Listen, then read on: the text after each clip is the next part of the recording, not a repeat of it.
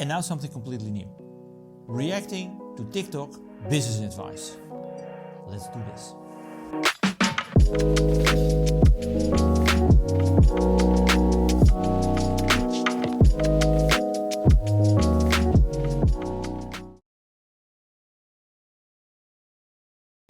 TikTok. I've got a very complicated relationship with TikTok.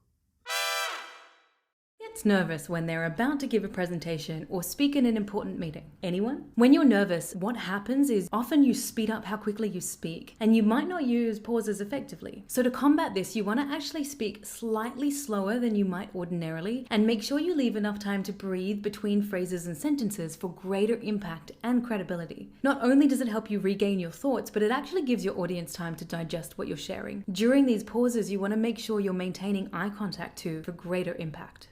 Presenting. A lot of people find it very scary to present to a big audience, and I understand it. And let me give you a little bit of a background, what's happening and why people find it so problematic. You have a system 1 and 2. It's a metaphor that Daniel Kahneman uses to explain how the brain works. And very quickly, system 1 is the intuitive thinking. It's your subconscious that you don't have to think about. And system 2 is the slow thinking. You can only do one thing at a time, and it uses a lot of energy if you do so. The thing is, most people do not do a lot of presentations. So when you do a presentation for the first time, it's probably the case that you will use your system 2 to do it. And then her tips will help you tremendously. Why? If you speak slowly, you have more time to think about things. And because you have more time to think about it, you will see you will create a bigger impact on people. So if you're doing a presentation, what helps? If you rehearse it. There's something like the 10,000 hour rule. The more you do it, the easier it becomes. And the reason for it is that your system 1 will take over. And as soon as it's in system 1, there's not a problem anymore to present for a big group of people. I gotta be honest here because I think a lot of people need to hear this. If you've been scrolling through TikTok, I'm sure you've seen people talking about the businesses they've launched and their products and how much money they're making. But I gotta be honest with you guys, it's hard as shit. There are so many highs, so many lows, and because it's harder than easy, it makes those highs and those triumphs that much sweeter to keep you going. But I share this with you because if you think that you can start a business and it's gonna be smooth sailing and you're gonna be an overnight success, that's a myth. You should only do it if you feel an undying drive in your gut that you want to launch your product business or whatever business. Because if you don't do it for the right reasons, you're gonna hate it because it's and rewarding, don't get me wrong, and rewarding, but I'm just being real here. I understand perfectly what she's saying. So yes, start your own business is hard work. So she's absolutely right with it. However, it depends on how you look at it. Because if you enjoy what you're doing, it's not hard working anymore. If you go for an exercise, if you go for a run, it's also hard work. But you do it because you love it, right? I think it's the same with you starting your own business. If it's part of your goal, if it's something you really want, it's definitely not hard work because it's fun. The problem starts when you have a goal and you only do it for the money. Doing something for the money, just for the money, is never a good goal. Believe me. So yes, it is hard work, but if you're enjoying it, it's not hard work anymore.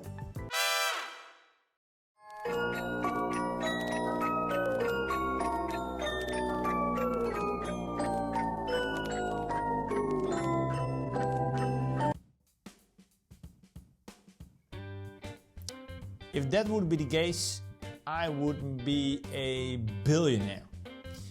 Yes, it's true. If you look at the numbers, you can have these kind of numbers, for sure. But it's so oversimplifying things. Yes, it's very easy. You make a lot of money if you find people that pay you every month 10 euros. So let's say if you find 5,000 people that will spend 10 euros for the next 12 months with you, you make a decent income, right? But it is very complicated to find these 1,000 people pay you this 10 euros a month. So this is oversimplifying things. It's good from a business perspective to approach it from that way, but it's oversimplified. And that's all I want to say about this one. Really funny because once you start finishing school, and I'm sure there's already some people who finish school, but you really have to then create your own world. And that's where the fun, but also the challenge begins. And so I think it's really important to surround yourself with people who maybe are, some way your goal. There's some way your goals. And I think it's really important to be around them because you will be so surprised how much you rise to the occasion and how much, hopefully, you push them as well. I mean, a lot of times I had mentors. A lot of times I outgrew my mentors, and then we became like mentors to each other. And I think there's a lot of beauty in that. So make sure that you surround yourself with people who, really do make you want to be better. That's very important. First of all, if I look at this video, it's all over the place. It could be the case that she's sitting somewhere, but it's really all over the place. I'm an expert in goal setting, in business, etc. But when I'm listening to her, I really have to think to myself, what is this about? So what I'm getting out of this video advice, for this business advice, is that you need to surround yourself with the right people.